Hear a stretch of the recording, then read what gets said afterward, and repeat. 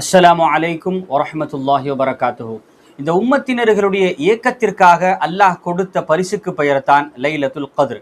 எம்பெருமானார் ஸல்லல்லாஹு அலைஹி வஸல்லம் அவர்கள் பனி இஸ்ராயில்கள் இன்னும் முன் சென்ற மனிதர்களுடைய ஆயுட்காலத்தை பற்றி சஹாபா பெருமக்களுக்கு தெரிவித்து வந்தார்கள். அவர்கள் எல்லாம் 1000 ஆண்டுகள் எல்லாம் வாழ்ந்தார்கள் என்று தெரிவித்தார்கள். சஹாபா பெருமக்களுடைய மனதிலே ஒரு ஏக்கம் வந்தது.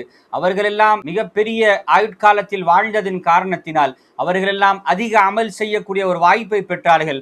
ஆனால் நாங்கள் பெறவில்லையே என்ற அந்த ஏக்கம் அவர்களுடைய மனதில் உதித்ததினால் அல்லாஹ் ரப்புல் இஸ்ஸத் பெருமானார் ஸல்லல்லாஹு அலைஹி வஸல்லம் அவர்களுடைய உம்மத்தில் பிறந்து இதர உம்மத்துகளை பார்த்து ஏங்கிவிடக் கூடாது என்பதற்காக அவர்களுடைய குறுகிய காலத்திலே அதிகமான அமல்கள் செய்து இதர சமுதாயத்து மக்களை விட முன்னிலையில் இருக்க வேண்டும் என்பதற்காக இந்த உம்மத்திற்கு அல்லாஹ் ரப்புல் இஸ்ஸத் லைலத்துல் கத்ரை வழங்கினான். அந்த லைலத்துல் கத்ர் என்பதை 1000 மாதங்களை விட சிறந்தது என்றும் கூறினான். இது ஒரு முறை மட்டுமல்ல.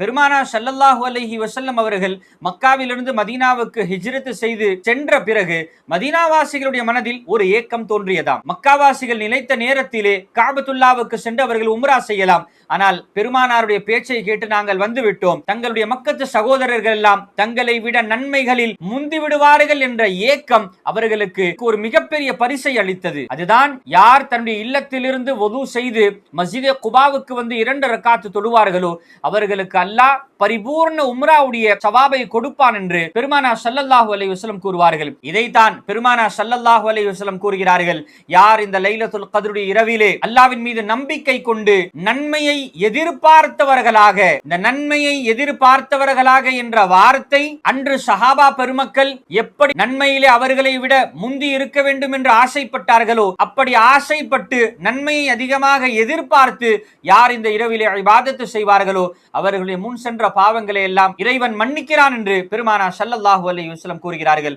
அல்லாஹ் ரப்புல் இஸ்ஸத் இந்த லைலத்துல் கத்ருடைய இரவுகளை சரியான முறையில் பயன்படுத்தி இதிலே அல்லாஹ்விடத்திலிருந்து பாவ மன்னிப்பை பெறக்கூடிய நல்லடியார்களாக அல்லாஹ் நம்மை ஆக்கி அருள் புரிவானாக.